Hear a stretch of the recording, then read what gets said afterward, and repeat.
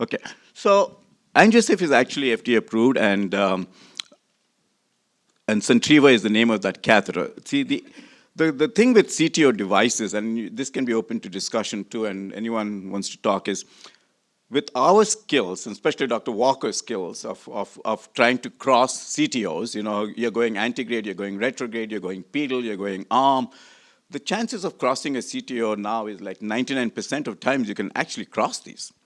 But then what? I mean, you get this long segment SFA CTO, it's calcified, you go subintimal, intimal, in and out, in and out. The patency is not very great, and then you line them up with stents, and they don't do too well. So AngioSafe, we started, I didn't start it was started by Dr. Thatipalli. He's not here. He was the brains behind it, and then Sarvajana, and then Brad Sinclair took over the whole thing. I was fortunate to be involved in the company, and we did the first few cases in Paraguay and Panama. Go to the next one. Next. I don't make any money on anything. Go next. So I'll present you a case.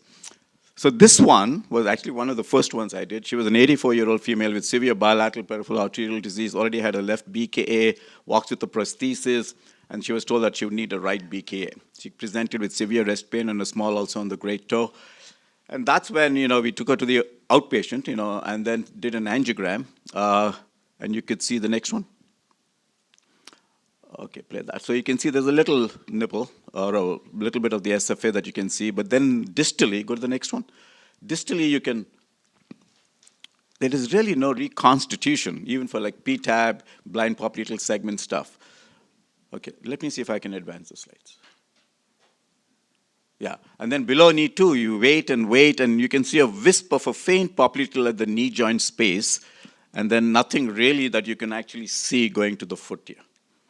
We waited and waited for the distal runoff, and here you can see long wait. And I thought I saw a faint PT fill-up, but nothing really. The lady had severely ischemic right lower extremity. I waited at the ankle, and really no runoff. What would you do now? With this angiogram, what would you do? I would recanalize the SFA. Start. That top field segment, do another angiogram As you go down. and then see what you got. Okay. So here, since we talked about this device, so we puncture the left. A lot of times going up to go to the next one, please. Previous one, sorry. Yeah. Do you have the video of the device? Go to the previous one. I didn't see a video of the device. Here it is. There we go. Okay, so play the first video. So this device has this little hook at the tip, so it's non-damaging at all, but it creates a churning motion, and then it has this centering mechanism that has blades on it. And so it tends to find, look at the angiogram, the catheter coming in. See, I have no wire. I'm just using this. And the FDA has given it the title of an endovascular revascularization catheter rather than a wire or a CTO device. And you see, as it goes, you just keep rotating it, put a little bit of forward pressure, and you can see this device going. And this was one of the first ones since I did after when the FDA got it approved. And it kept on going all the way down to the below knee, to the popliteal area where I thought then I could see some calcium, and you could see we are in the central core of the occlusion. You can see the railroading of the calcific distal SFA popliteal.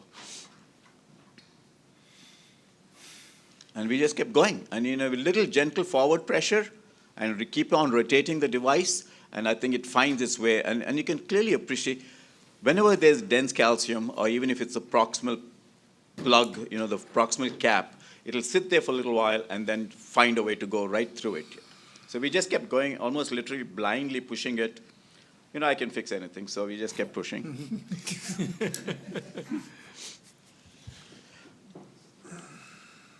Yeah. And then I thought I had seen a faint reconstitution of the popliteal right at the level of the knee joint. Mm-hmm. And so then you can use your wire once the proximal and so-called distal caps are almost crossed, you see. It's a pretty neat mechanism. In fact, I think they're doing coronary trials. Did you do your first coronary case yet? Yeah. So now you can see I'm right near the space of the popliteal. And then we basically even did IVUS.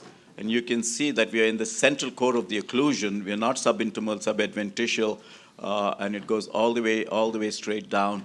And so that is the angiogram on the left side after the CTO device Centriva, the endovascular revascularization catheter was used.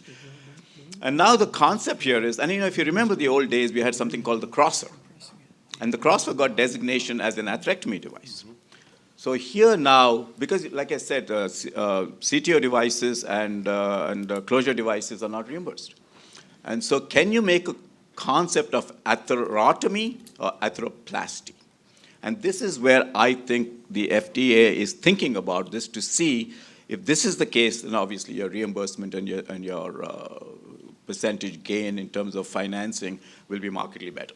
And so we did the IVUS.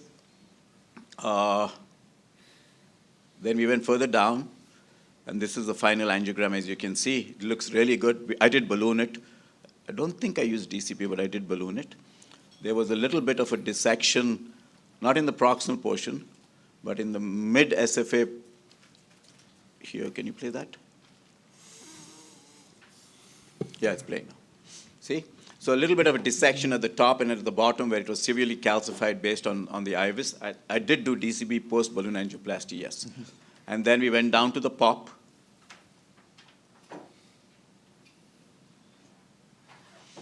Yep. And then we were able to open partly the peroneal and then completely the posterior tibial, all the way to the ankle and the foot. So this lady is done really well. She still has a leg. And we just saw her, I think, maybe a week or two ago, and she's doing really well too. So we basically started with nothing, and we were able to salvage a leg. And there's data here, the RESTORE 1 study, luminal gain, atheroplasty with the Centriva. So the designation is pretty important in terms of it's huge. Or maybe it's just a play of words, but still, I think if somebody falls for it, I think we'll be good. FDA. Yeah, so consistent luminal gain, and that, like the crosser when we used to use, this gives you a really nice luminal gain in the central core of the occlusion, and so your interventions, your balloons, your stents, or if you don't want to stent, they actually go really, really well in terms of its overall deployment and stuff like that. So I think this catheter is really fascinating, but again, the moment you look at a CTO, the first tendency is to poke with a wire. Mm-hmm. Would you start off with this device as the first primary go-to device for all long segment SFA CTOs? Thank you. Yeah, nice job. Venki, when I used this, I was incredibly skeptical of it working. I really was. I'm a wire guy. But we used it, and what was interesting to me, we haven't done a bunch of cases, but we've done some cases. Following balloon angioplasty, we haven't thus far even considered stenting. And so that's very interesting. If indeed it finds the right path and we get a great result, maybe that's where the cost savings could come in if you didn't have to do that, which I find interesting. So I don't think we have any other presentations for this, right? I want to thank everybody for coming. It's a lot of work, and I run around a lot, as you see. And of course, the patients come first. You take care of the patients, you make sure that they're okay. But I want to thank every member of the faculty for being here. I know you are all very busy people with their own meetings and own conferences and own presentations. So from a personal point of view, I want to say thank you. And hopefully we see you again next year. Safe travels, and we'll catch up soon. Thank you so much, everyone. Yeah. I have to say special thanks to Dr. Anita Romaya too. Okay, otherwise I may not be able to go home today.